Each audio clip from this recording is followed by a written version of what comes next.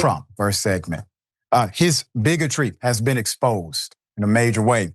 According to the Biographer, Trump has extreme hatred for Black people and says the country would be better off without them. Here it is.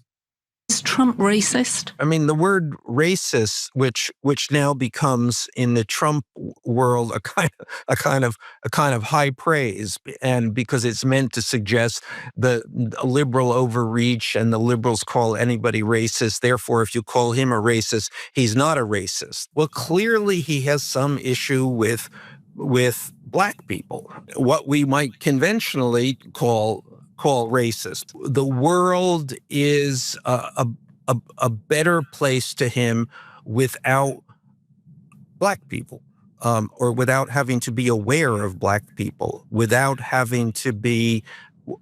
Black people somehow in what he considers a zero-sum game with white people. I mean,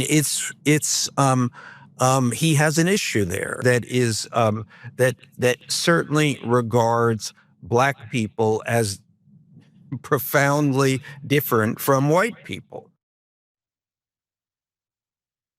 You don't say. Put it up full mass.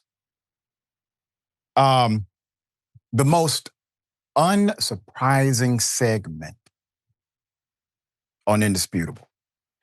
Let's get into the details. Michael Wolff, the president's biographer, shared about Trump's views on race during an interview with the Daily Beast podcast.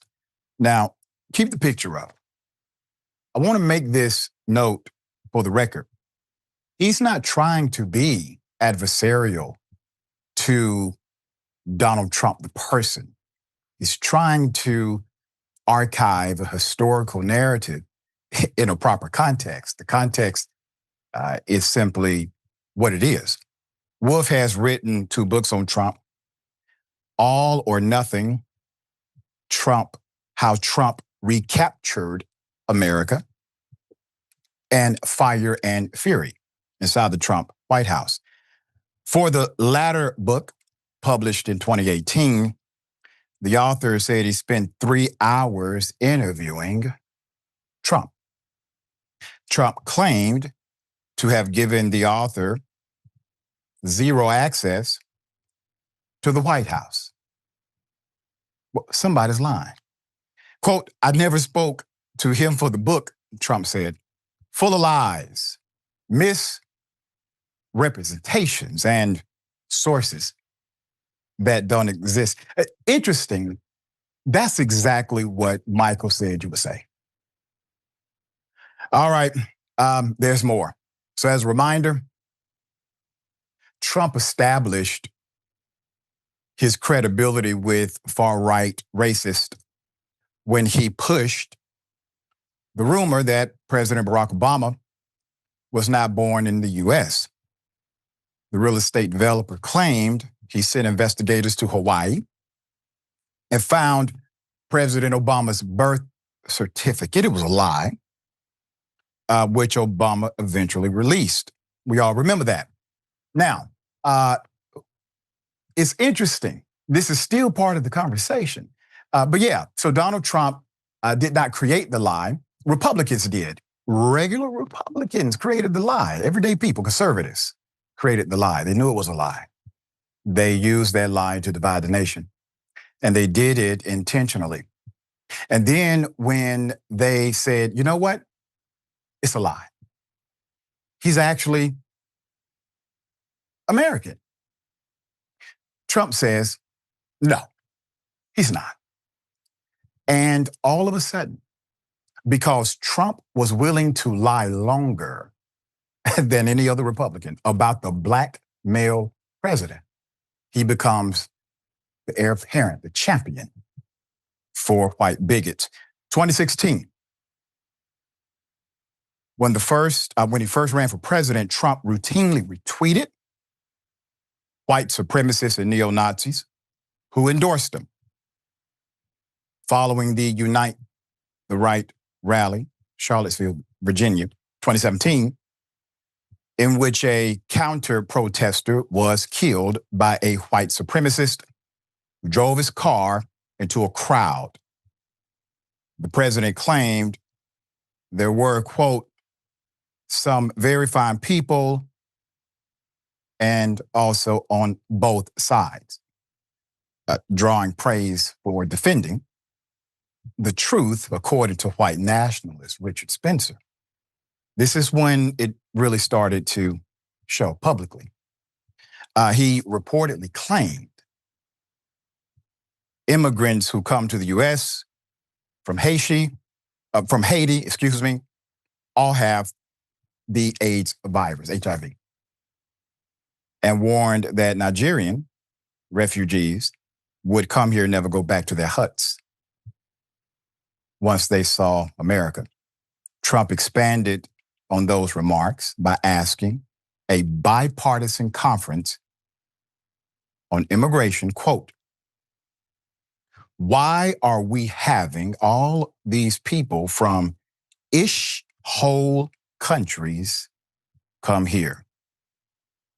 He suggested the United States should take more people from white countries like Norway. There's more. Echoing his claims about President Obama, Trump suggested that VP Harris, who's Black and South Asian, quote, doesn't meet the requirements to be Joe Biden's running mate. Race has played a significant role in Trump's second-term agenda. He has gutted DEI at public institutions and universities, with the majority of his supporters believing racism against white people is actually the big problem than racism against Black people. Trump has ordered the Department of Justice to focus its attention on anti-white bias. The president has also pushed false claims of genocide against farmers, white farmers, South Africa, and has granted the descendants of the colonizers asylum here in the United States. They are the only refugees that have been granted such asylum during his second term. For anyone who voted for Trump and you happen to be not that racist, you have to agree at this point, this individual is going to create such chaos. I mean, the financial markets, let alone the tariffs, and supporting actual racism, not bias, not prejudice, not discrimination. He is supporting actual racism, race-based policy, race-based punishment, and race-based rhetoric. You put them together with a corrupt individual, you have a dangerous weapon. Being informed of race and society is a good thing.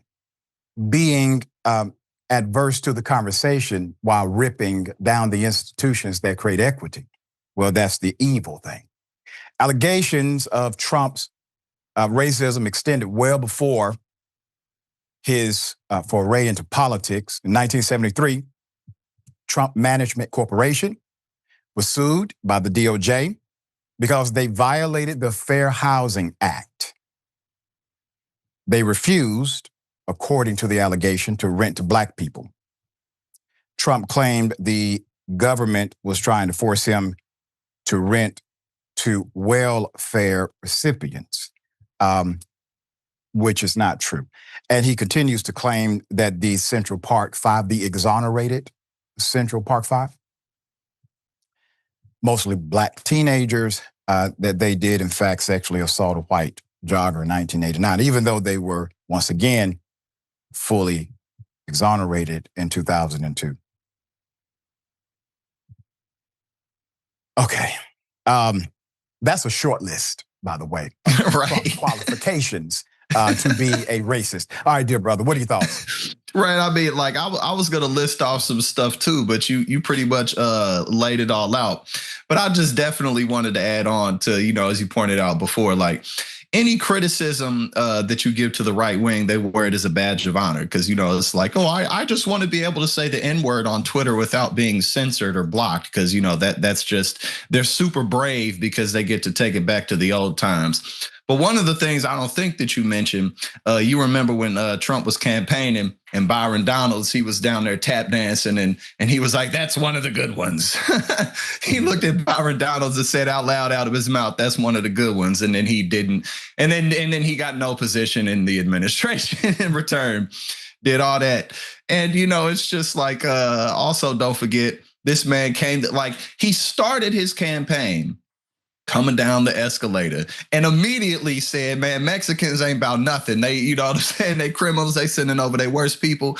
And it ain't, look, if you don't like Mexicans, ain't no way you like black people. You know what I'm saying? Like those two things ain't mixing. You ain't liking, because black people are just constantly the scapegoats for everybody, because in America, well, just in the Western world throughout history, the darker your skin is, the lower you are in terms of social status.